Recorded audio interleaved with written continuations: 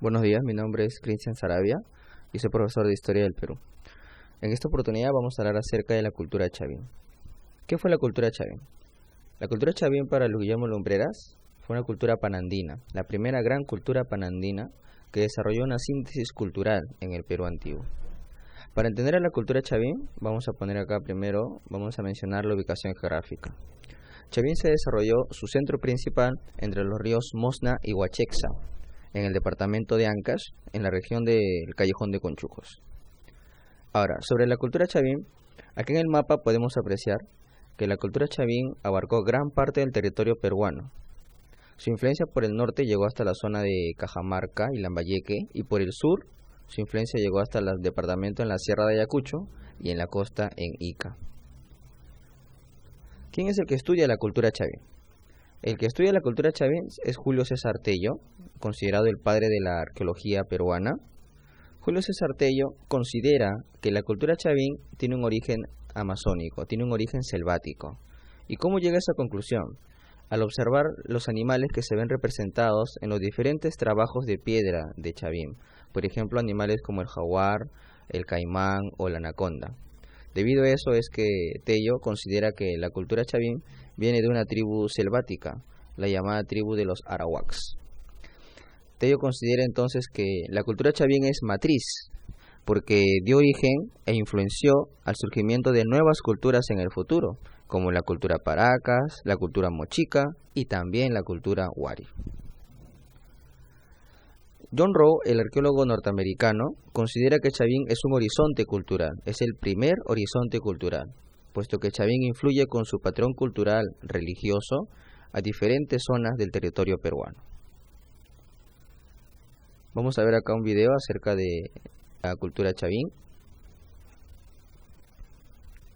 En este video podemos observar el templo principal de la cultura chavín, como este templo, que era considerado la meca del mundo andino, que era dirigido por una élite sacerdotal.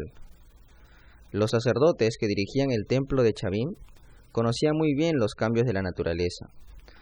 Los peregrinos de diferentes zonas del Perú viajaban a través de kilómetros y kilómetros hasta llegar al templo de Chavín y entregar sus ofrendas a los diferentes dioses de Chavín.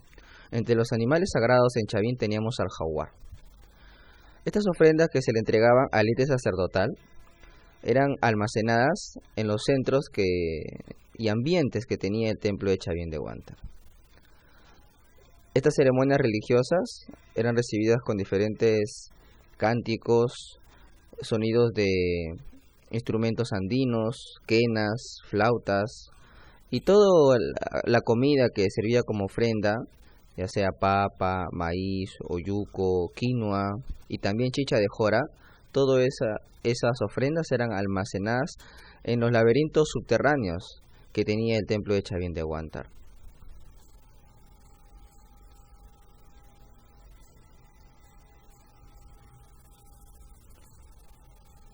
La ubicación del templo de Chavín de Huántar era muy importante, porque permitía observar de mejor manera las estrellas y poder así predecir los cambios climáticos de la naturaleza. Eso le daba un gran poder a la cultura chavín. Muy bien, vamos a continuar. Vamos a ver en qué se especializó bastante la cultura chavín. La cultura chavín se especializa bastante en el trabajo de la piedra, en la litoescultura. Y uno de los principales trabajos en piedra de Chavín es el famoso lanzón monolítico. El lanzón monolítico de la cultura chavín representa la imagen de un jaguar antropomorfo con cabellos de serpiente. Y este lanzón monolítico se encuentra en la zona llamada el Templo Viejo, que pertenece a la cultura chavín. Ahora, otro trabajo en piedra de la cultura chavín es la llamada Estela de Raimondi. La Estela de Raimondi tiene ese nombre porque el italiano Antonio Raimondi, cuando visitó esa región, encontró en una casa de un campesino llamado Timoteo Espinosa la estela. El campesino Timoteo utilizaba la estela como si fuera su mesa, sin darse cuenta de la importancia cultural. Antonio Raimondi se lleva la estela a Lima, lo trae a Lima y lo van a empezar a exponer en el Parque de la Exposición. La estela de Raimondi es importante porque representa un dios, el famoso dios de las varas, con serpientes y felinos. Algunos consideran que este dios de las varas es también el dios Huiracocha, el dios ordenador del mundo. También en Chavín tenemos el trabajo del obelisco Tello. El obelisco Tello de Chavín representa un caimán con motivos como ají, maní y yuca. Este caimán representa parte de los animales sagrados de la cultura chavín y se encontró en la región llamado el Templo Nuevo. Ahora, Chavín también es importante por las famosas cabezas clavas. Las cabezas clavas de Chavín que se encontraban en los muros del templo de Chavín posiblemente eran considerados los guardianes del templo, para cuidar todo el almacén que se desarrollaba en la época de ofrendas, toda la comida almacenada. Estas cabezas clavas también posiblemente representan los rostros de los sacerdotes, con rasgos de felinos, en un momento de trance al conversar con los dioses. Ahora, Chavín también es importante por la cerámica. Recordemos que Chavín es considerado para Tello la cultura matriz. Por lo tanto, Chavín ya presenta alfarería o cerámica, que es un requisito para hacer civilización en los Andes. Chavín, por ejemplo, tiene una cerámica que le llaman los huacos ceremoniales. Generalmente los Chavín utilizaban en la cerámica un solo color.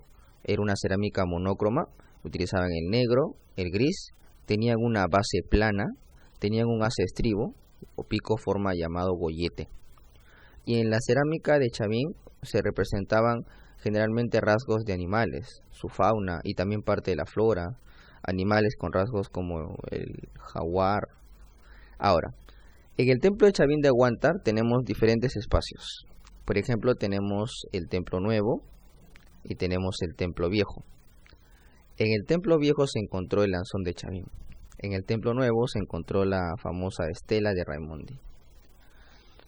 También tenemos la plaza rectangular, que servía para recibir a la gran cantidad de peregrinos que venían de distintas zonas del Perú. También tenemos la plaza circular.